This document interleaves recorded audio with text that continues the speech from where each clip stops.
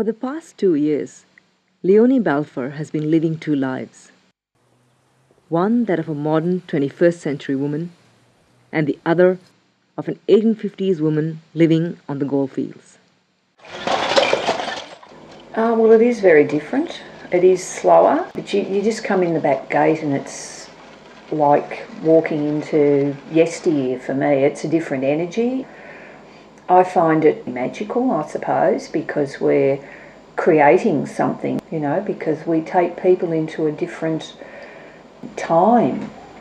So it's like walking into a time warp. Leonie is one of the 250 or more volunteers who help bring Sovereign Hill to life.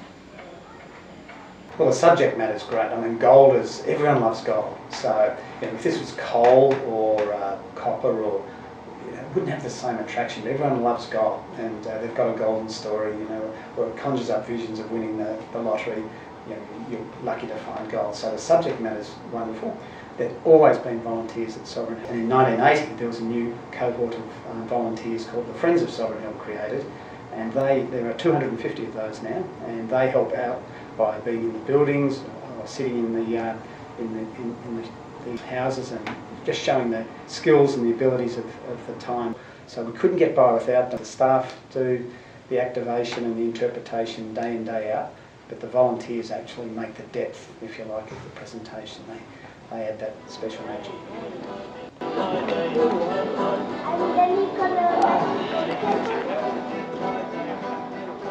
Every first and third Thursday of the month, 84-year-old Bill Llewellyn can be found outside the pub, whittling on a piece of wood. Well, I started there as a Friends of Sovereign Hill about 22 years ago. I had retired, Heather Lubicic, who was the then Frosh coordinator, spoke at our Rotary Club, and I thought, well, that's something I can do. And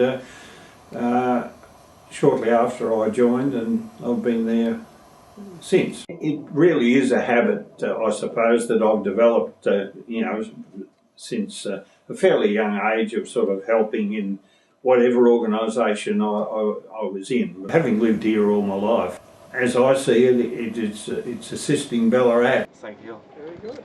No worries. Yeah. Sure. Ladies and gentlemen, there is about to take place in the Victoria Theatre an urgent and important meeting.